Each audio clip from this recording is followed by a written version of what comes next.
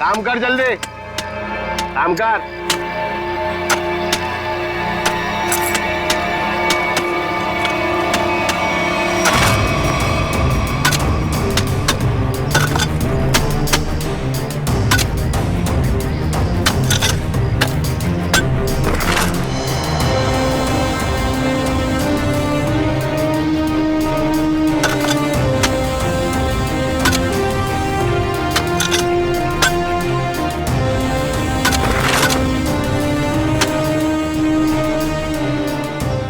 जरा हमेला भर और फेंक किया उधर।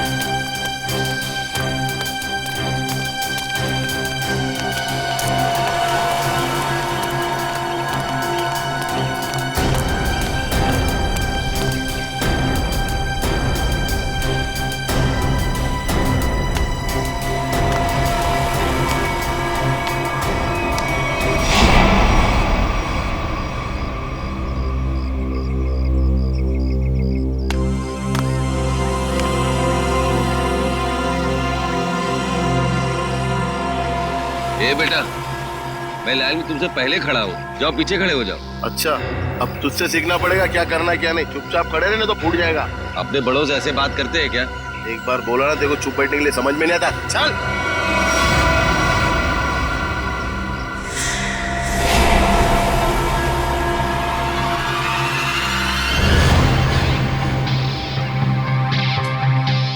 अब ठीक हो ना बाबा? हाँ बेटा, मैं ठीक हूँ। ओ सरंजीत, यहाँ का हीरो। एक काम कर ले, तू इस बुड्ढे की दुख भरी कहानी सुन ले जब तक मैं खाना खा लेता हूँ। ये रोटी दाल।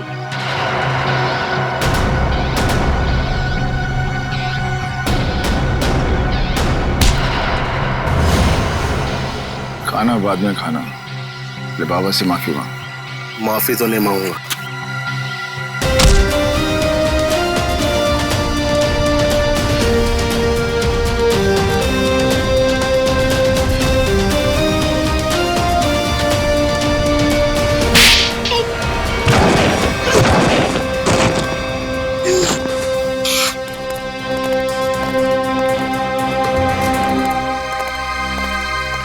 बाबा चलो खाना खा लो। शुक्रिया बेटा।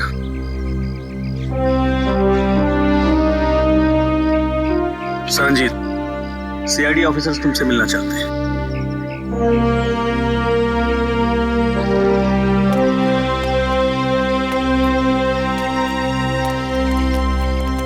हेलो सरंजीत।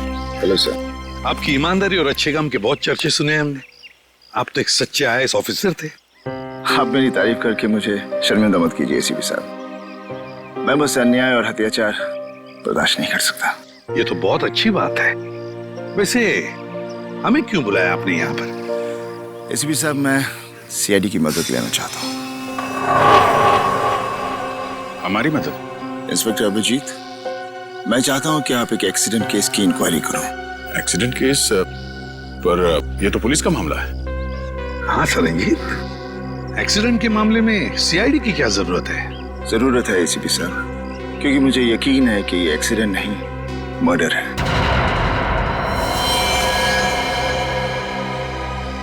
मर्डर? किसका खून हुआ?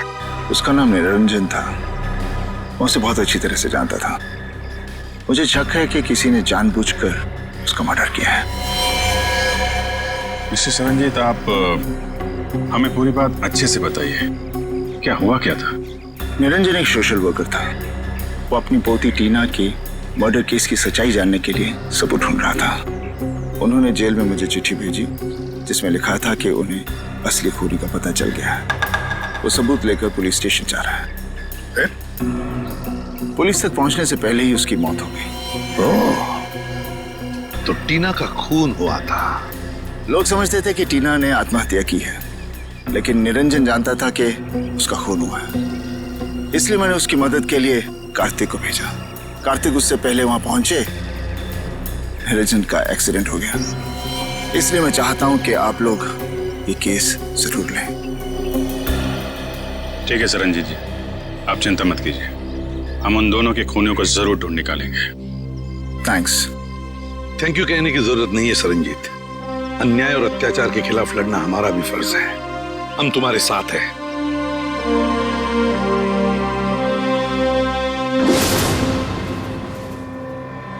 मुझे अपने आप पे इतना गुस्सा आ रहा है।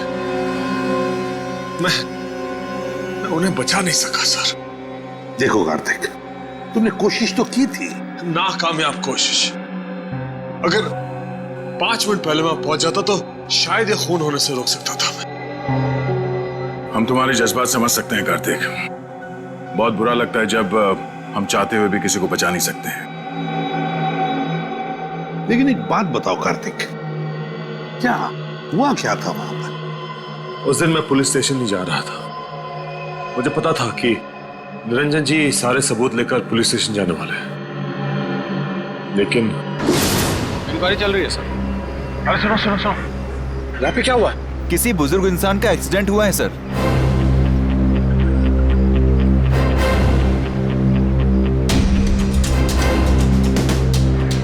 जी जी। हाँ सर, खबर लगती है आपको, मैं खबर करता हूँ। निरंजन जी? जी सर। सर ये मिला है। बटुआ, ये टूटा हुआ चश्मा, घड़ी और फोन। इसके अलावा और कुछ नहीं सर, बस इतना ही सामान है। सर इसका मतलब खूनी ने निरंजन जी को मारने के बाद सारे सबूत वहां से उठा लिए थे। मगर कार्तिक, जब तुम्हें पता था कि वहां से सारे सबूत गायब है, तो उसी वक्त तुमने पुलिस को क्यों नहीं बताया है? सर पुलिस मुझसे वहां सबूत होने का सबूत मांगती है जो मैं दे नहीं सकता था। सनजीत ने मुझे कहा था और मैंने विश्वास कर लिया, लेकिन पुलिस मेरा विश्वास क्यों करती? अब वैसे भी इस केस से मेरा कोई लेना देना ही नहीं है। ठीक है Kartik, thank you very much मदद के लिए। अगर मेरी जरूरत पड़े please let me know. Thank you sir हमें उस एक्सीडेंट की जगह जाकर तहकीकात करनी चाहिए। हाँ दया, और इस टीना की मौत की भी तहकीकात करनी पड़ेगी। हाँ सर, निरंजन जी के पास सबूत भी था कि टीना की मौत एक आत्महत्या नहीं बल्कि मर्डर है, और इसी सबूत को मिटाने के लिए निरंजन जी का खून भी कर दिया खूनियों ने। टीना की मौत में कोई ना कोई गड़बड़ जरूर है, कोई ना कोई गड़बड़ जरूर है। पता लगाना पड़ेगा कि टीना ने क्या खुद बालकनी से कूदकर जान दे दी या फिर किसी ने उसे धक्का दे दिया।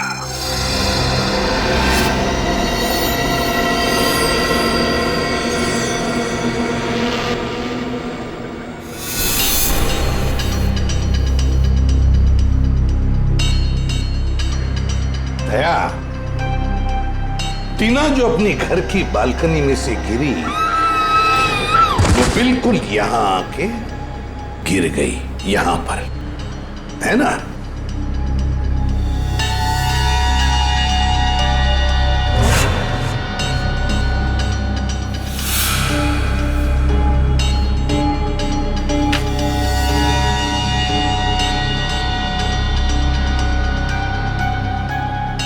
एक मिनट दे।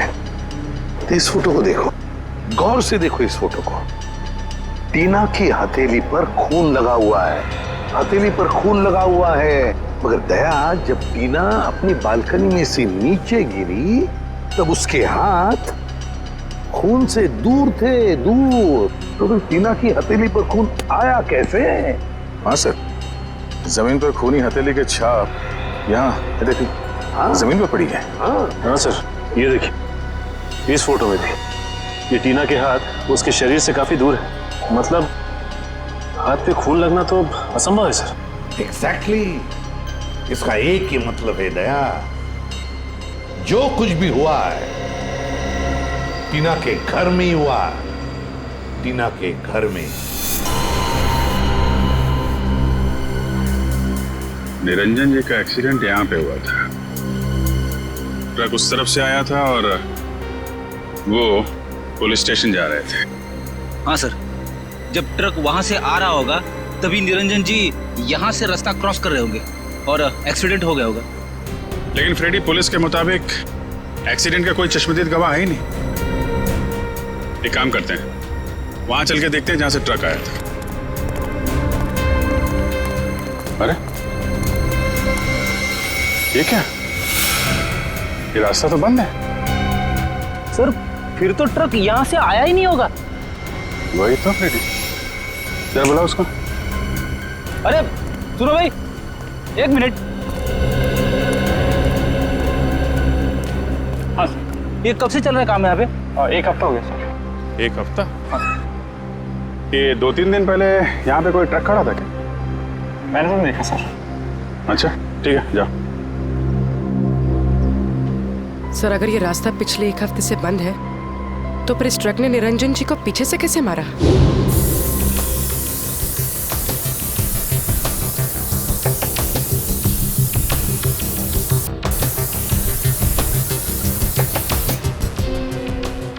सर खून का निशान। मैंने कहा था ना दया, जो कुछ भी हुआ यहीं पे हुआ, यहीं पे। क्योंकि ट्रक वहां से आया और शायद यहीं कोने पे खड़ा हो गया। यहाँ खड़ा होकर निरंजन जी का इंतजार करता रहा और जैसे ही निरंजन जी दिखे, ट्रक ने उनको उड़ाया और वापस मेन रोड से फरार। लेकिन सर इतने बड़े ट्रक को किसी ने तो देखा होगा। हाँ फ्रेडी,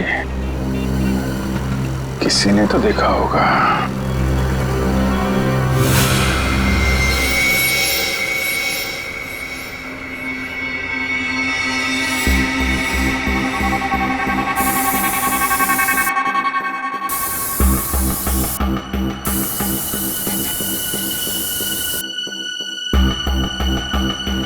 सर हाँ, ये देखिए सर, वॉल में भी खून के निशान है।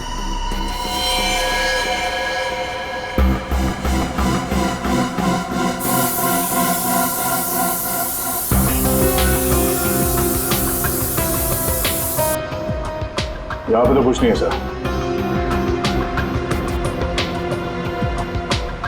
सर इस तरफ है खून के निशान।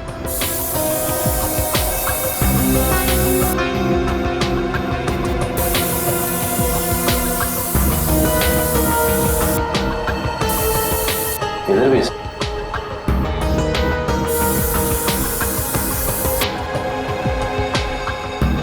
लेकिन सर आगे तो दीवार है। दीवार पर मार के देखो। अच्छा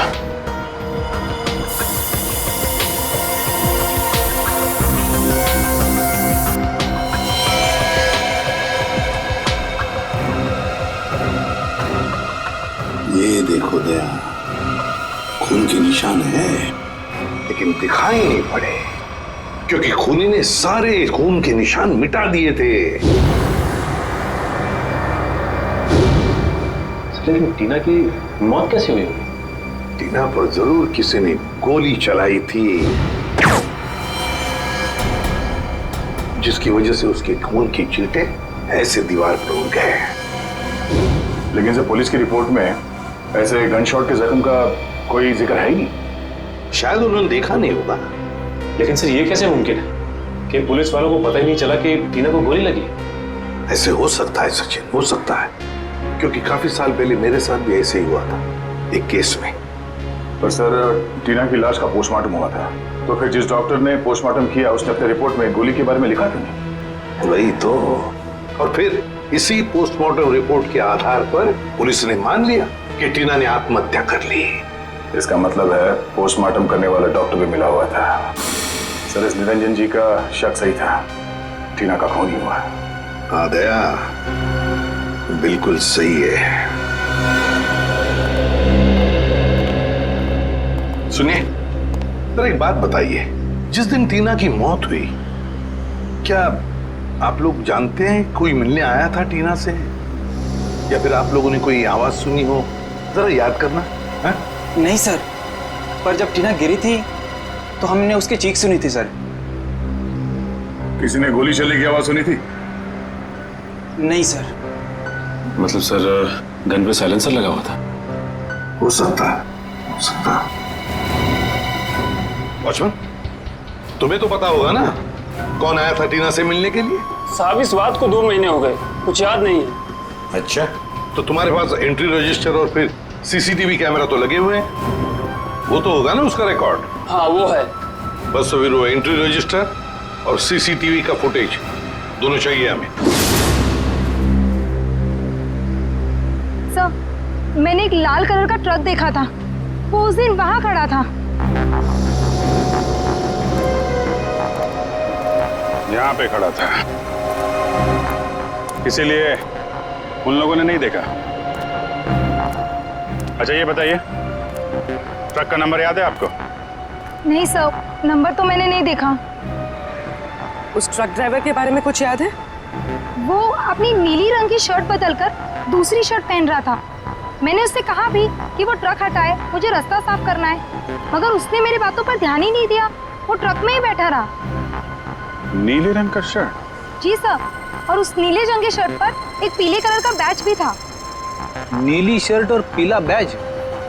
सर, लगता है वो आदमी किसी सिक्योरिटी एजेंसी के लिए काम करता होगा। हो सकता है फ्रेडी। और कुछ याद है उस ट्रक ड्राइवर के बारे में? उसका चेहरा, वो दिखता कैसा था? उसकी बड़ी सी मूछें थी और दाहिने गाल पर एक मस्सा भी था। बस इतना ही याद है। ठीक है, thank you very much. Freddy, पता लगा ऐसी कौन सी सिक्योरिटी एजेंसी है जिसका ड्रेस नीली रंग की शर्ट और पीला बैज है? सर, जिस डॉक्टर ने टीना की नकली पोस्टमार्टम रिपोर्ट बनाई थी वो भी फरार है। एक काम करो, निखिल को बोलो उसके घर पे नजर रखे और जैसे ही वो दिखाई दे हमें तुरंत इन्फॉर्म करें।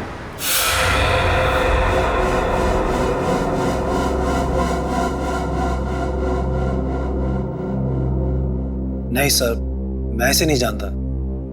कौन है ये लड़की?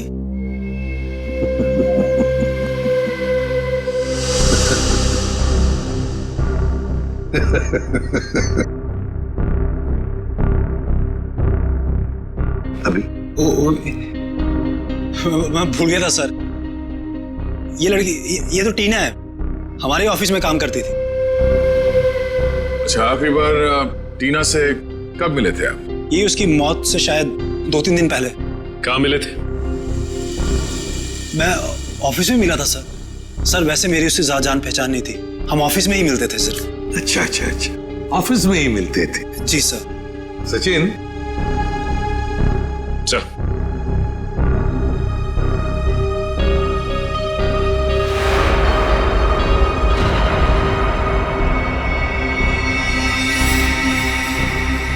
वॉचमैन।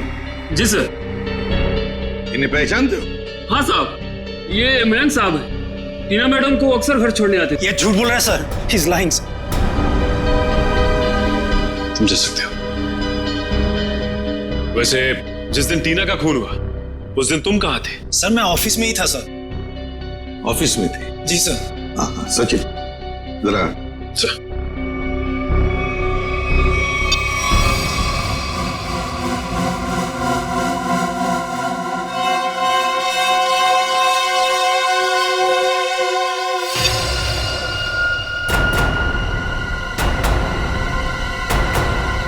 तुम ऑफिस में थे, तो फिर ये कौन है?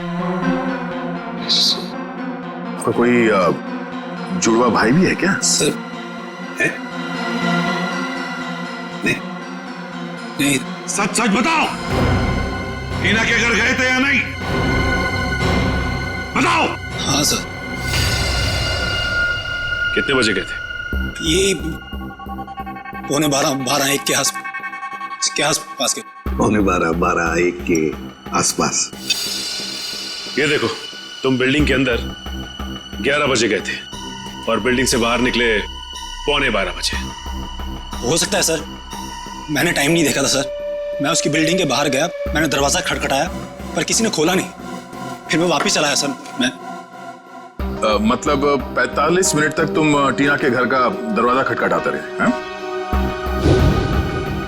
शक्ल से बेवकूफ लगते हैं हम लोग।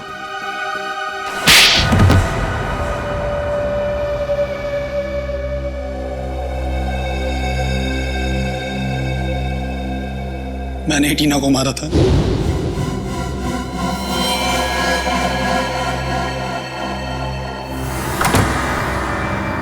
हाय टीना।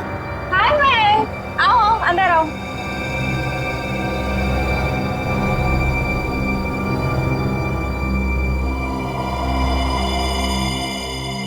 अरे कैसे हो? अच्छा। अच्छा बैठो, मैं पानी लेकर आती हूँ। हाँ।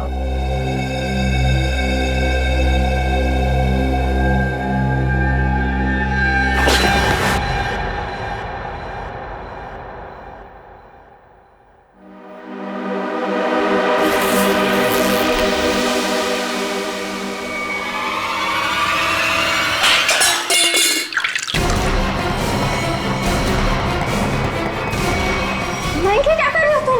आई एम सॉरी टीना। मयंक तुम पागल हो गए हो क्या? मयंक प्लीज मुझे छोड़ दो। मयंक नहीं। I am sorry. नहीं नहीं नहीं मयंक।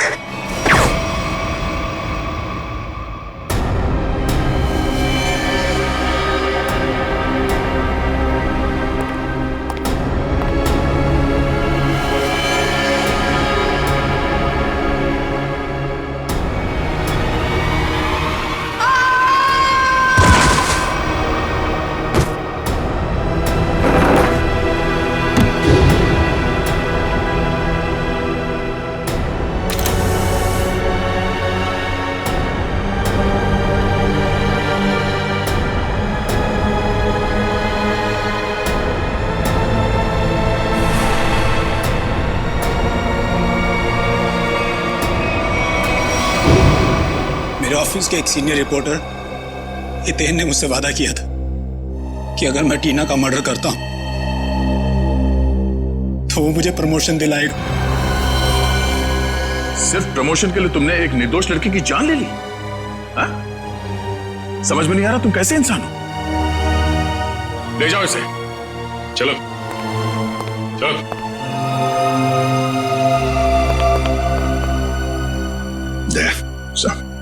इस सीनियर रिपोर्टर हितेन से मिलना होगा। हितेन सर तो यहाँ नहीं है। तो कहाँ है हितेन? सर पता नहीं, कल उन्होंने अचानक से इस्तीफा दे दिया। इस्तीफा दे दी? आप कौन है? सर मेरा नाम अरविंद है और मैंने आज ही हितेन की जगह ज्वाइन किया है। और आप? मैं नीता हूँ, अरविंद सर की सेक्रेटरी, और इससे पहले हितेन सर की सेक्रेटरी। तो आप ये बता सकती हैं कि हितेन और टीना इनके बीच में कोई झगड़ा वगैरह हुआ था क्या, या कोई अजीब बात घटी थी? हाँ सर, मैंने टीना और मिस्टर हितेन को किसी बात पे बहस करते हुए सुना था। मिस्टर हितेन टीना को कोई प्रोजेक्ट छोड़ने के लिए कह रहे थे। वो उस प्रोजेक्ट में 3 लोगों को एक्सपोज करने वाले थे और टीना बहुत जिद कर रही थी कि वो उन लोगों का पीछा नहीं छोड़ेगी। कौन 3 लोग? सर मुझे उन लोगों के नाम नहीं पता, लेकिन हाँ मिस्टर हितेन को मैंने किसी विनय जी का नाम लेते हुए सुना था। कह रहे थे कुछ बहुत बड़े आदमी हैं और कहा था कि अगर उन्हें ये बात पता चली तो टीना को जान से मार देंगे। विनय? ये विनय कौन है, कुछ मालूम है? नहीं सर। अच्छा ये हितेन कहाँ बैठता था? सर वो रहा हितेन सर का कैबिन। सर हो सकता है हितेन के कंप्यूटर से कुछ पता चल जाए हमें। नो सर, आपको हितेन की कंप्यूटर से कुछ पता नहीं चलेगा। किसी ने उसकी हार्ड डिस्क को जला दिया है। हार्ड डिस्क जला दी?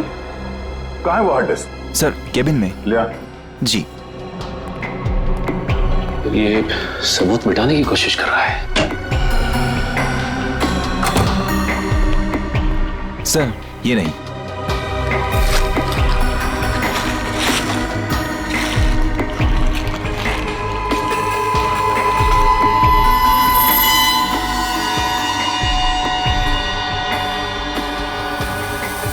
सर ये हितेन तो बहुत चालाक निकला। लगता है हार्ड डिस्क पे एसिड डाल दिया है, पूरा डाटा खराब हो गया होगा।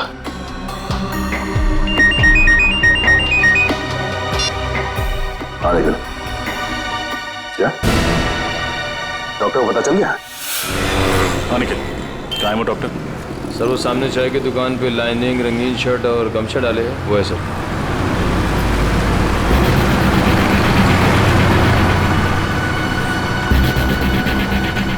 चलो मिलते हैं उससे, लेकिन ख्याल रखना वो भाग ना जाए।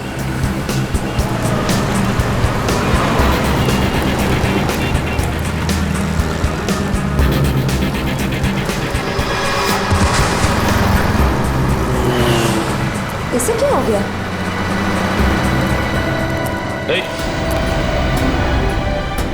डॉक्टर साहब, सर ये तो मर गया। मर गया? हाँ सर। लेकिन अभी तो अच्छा खासा छाक। सर लगता है किसी ने इसकी चाय में जहर मिला दिया। निखिल, एम्बुलेंस बुला। श्रेया, क्या मिला तुमने चाय में जो पीते ही उस आदमी की मौत हो गई? नहीं साहब, मैंने तो ऐसा कुछ भी नहीं किया। कुछ भी नहीं किया तो तुम्हारी दुकान की चाय पीकर उसकी मौत कैसे हो गई? अरे मैडम, मैं तो उसको जानता भी नहीं, फिर मैं उसे क्यों मारूंगा? आपको विश्वास नहीं होता ना, तो मैं चाय पी के दिखाता हूँ।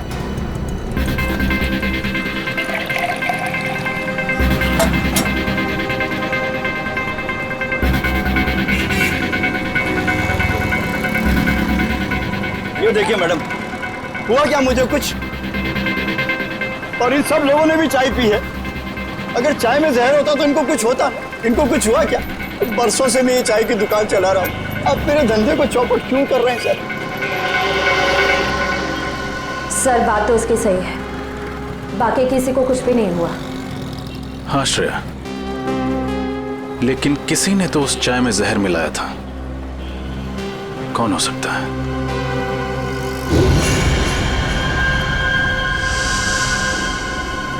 एक सेकंड, यहाँ पर एक आदमी बैठा अखबार पढ़ रहा था। कहाँ गया वो? कौन सा? उसने काली टी शर्ट पहनी हुई थी, उसके हाथ में बैंडेज था। कहाँ गया वो? मुझे नहीं मालूम साहब।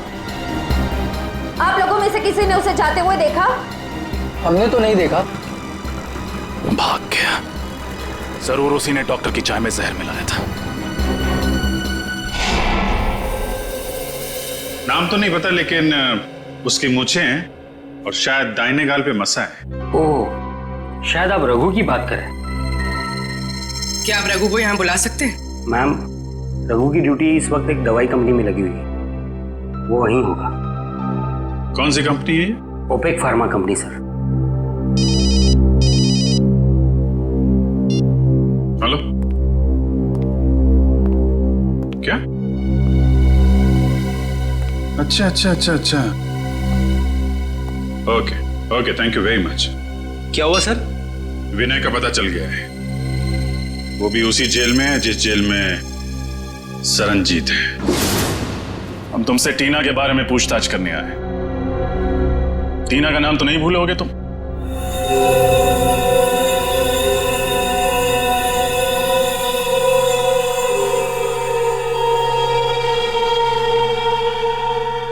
देखो विनय, हम जानते हैं कि तुम्हें सब कुछ पता है। बेहतर होगा तुम हमारे साथ कोऑपरेट करो।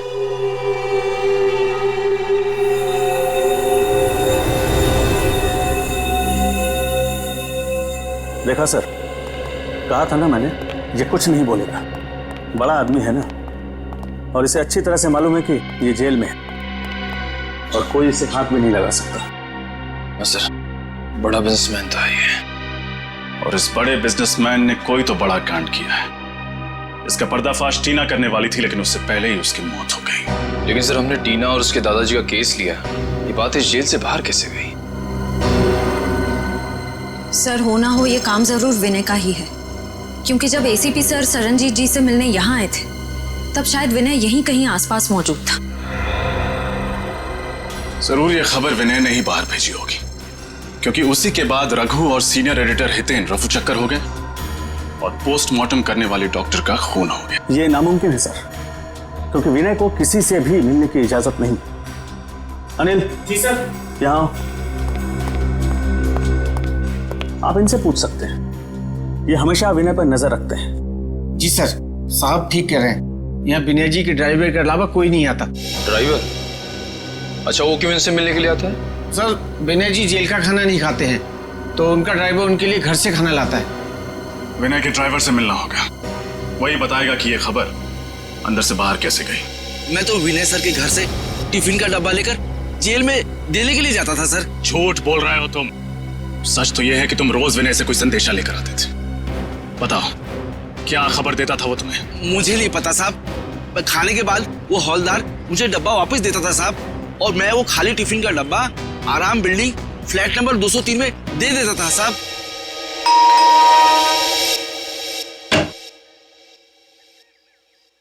जी, हम सीआईडी से। आपसे मिस्टर विनय के बारे में कुछ पूछताछ करनी है। विनय? कौन विनय? बिजनेसमैन विनय, जो फिलहाल जेल की सजा काट रहे हैं और जिनका खाली टिफिन रोज आपके फ्लैट पर पहुंचा दिया जाता है। ऐसा तो कुछ नहीं, लगता है आपको कोई गलतफहमी हुई है। अभी गलतफहमी हुई है या नहीं ये तो पता चल ही जाएगा।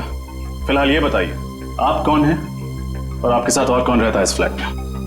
जी, मेरा नाम सिबी है, मैं एक स्टूडेंट हूँ और यहाँ भाड़े पर रहती हूँ, अकेली।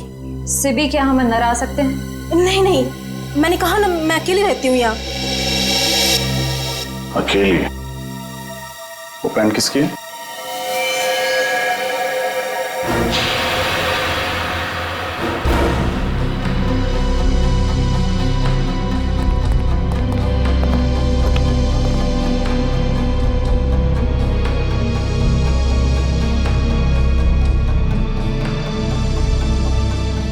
ये पैंट, ये शर्ट आपके तो नहीं लगते?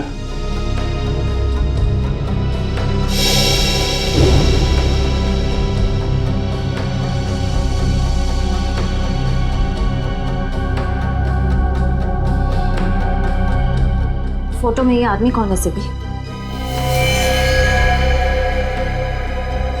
मेरा भाई रघु। ओ, तो ये है रघु जिसने निरंजन जी को ट्रक से उड़ाया था। अभी कहाँ मिलेगा ये रघु?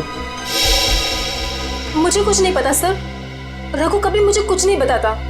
अभी भी थोड़ी देर पहले आया था, पता नहीं कहाँ चला गया। श्रेया, निखिल, तलाशी लो घर के।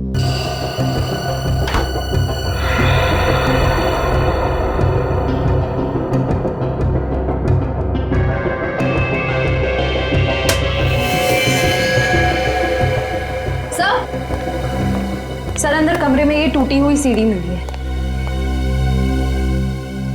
किसने तोड़ी है एसीडी? है क्या एसीडी में? मुझे कुछ नहीं पता सर, वो कमरा तो रघु का है, शायद उसे ही कुछ पता होगा। ठीक है, जैसे ही रघु का पता चले हमें खबर करना, और कोई होशियारी मत करना क्योंकि हमारी नजर अब तुम पर है।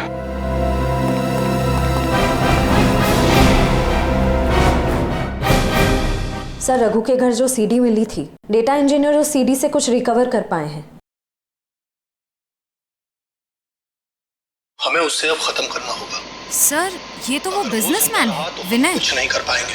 और सर, ये तो वो सीनियर रिपोर्टर हितेन है। हमारा सारा बना बनाया प्लान बिगड़ जाएगा। हितेन, मैं तुम्हारे साथ पूरा सहमत हूँ। उसका जिंदा रहना ना हमारे लिए ठीक नहीं है। चिंता मत करो दोस्तों, मेरे पास एक और प्लान है।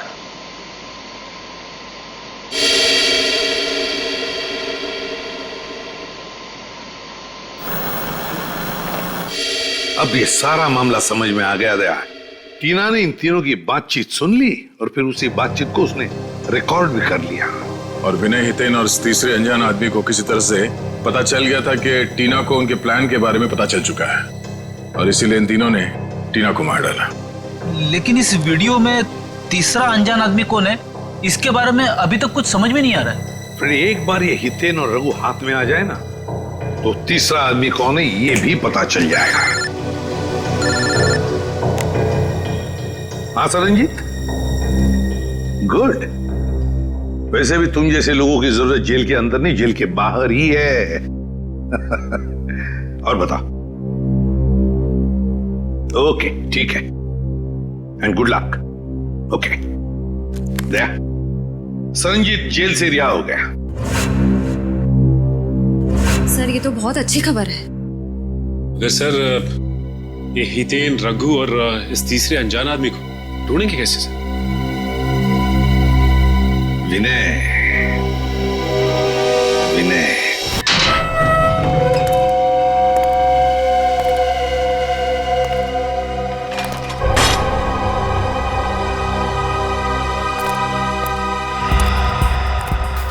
नमस्ते सर। कहाँ चलना सर? गाड़ी स्टार्ट कीजिए, रास्ता मैं बताता हूँ। जी।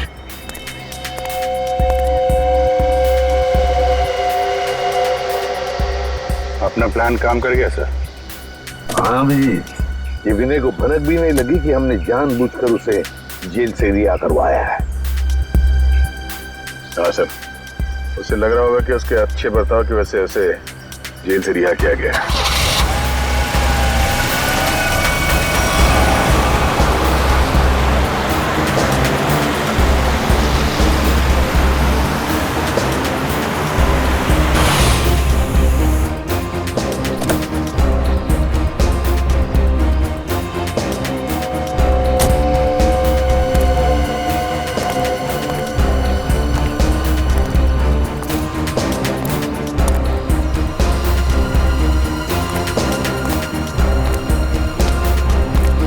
गाड़ी लेके निकल जाओ। अच्छा सर।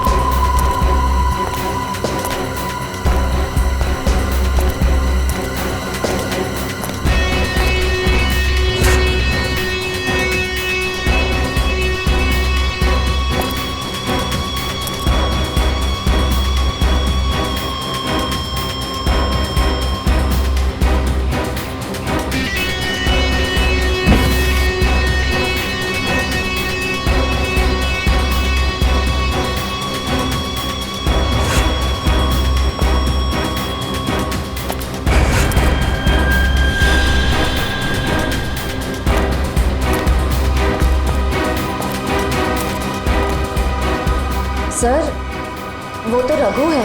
हाँ, अब देखते जाओ, सब एक एक करके आ जाएंगे। हितेन कहाँ है? और रघु, धीरज रखो, सब लोग आ जाएंगे। खाली हाथ तो नहीं आएंगे। रोकड़ा साथ लाने को कहा है ना।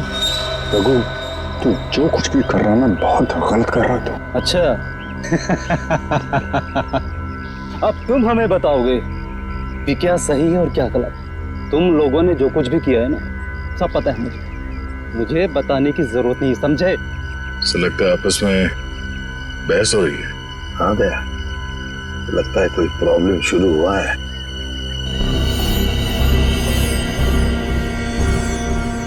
हितेन, तुम भी आ गए? अभी खाली हाथ? मेरी बात याद नहीं तुम लोगों को? रघु, लालच ने तुझे अंधा कर दिया है। नो लेक्चर, ओनली पैसा। पैसा निकालो मेरे, समझे? मैं लेकर नहीं आया हूं पैसे, वो लेकर आ रहा है और मारेगा तुम्हारे मुंह पर सारे पैसे।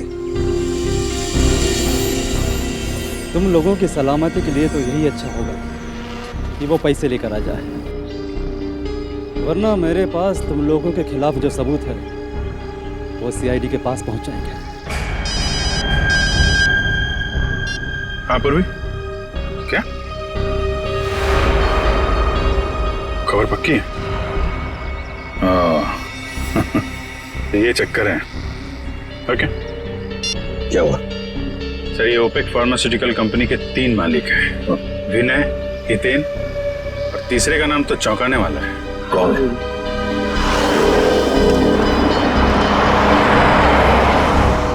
लगता है ये तीसरा आ गया, तीसरा पार्टनर।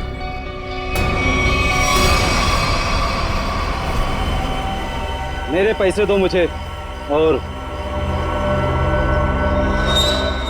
सबूत लेकर जाओ, वरना मैं तुम लोगों को बर्बाद कर दूंगा।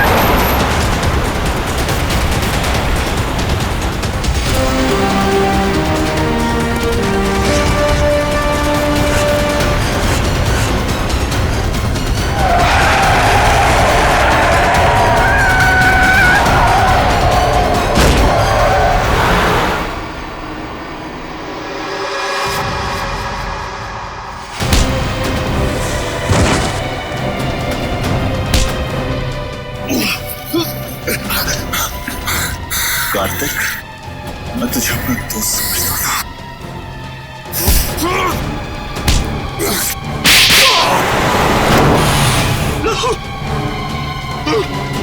उन दोनों को पकड़ो, छोड़ो मत। भागने का बहुत शौक है तुझे।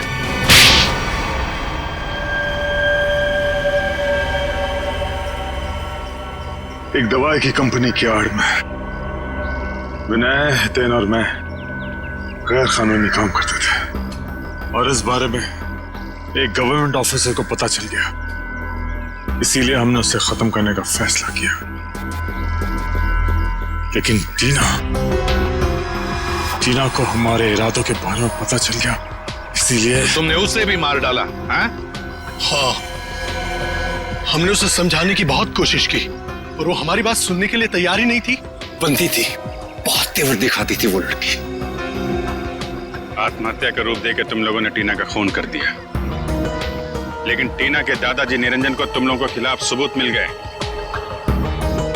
और इसलिए तुम लोगों ने उन्हें भी मरवा दिया। तुम लोगों ने अपने साथी रघु उसे भी मार दिया और उस डॉक्टर को भी जिसने गलत पोस्टमार्टम रिपोर्ट बनाई है। एक झूठ छुपाने के लिए तुमने कितनी जाने ली। जी करता है कि यहीं गाड़ दूं तुम लोगों को। इन तीनों को तो फांसी होगी सरनजीत, तीनों को फांसी ही होगी। ले जाओ इन्हें।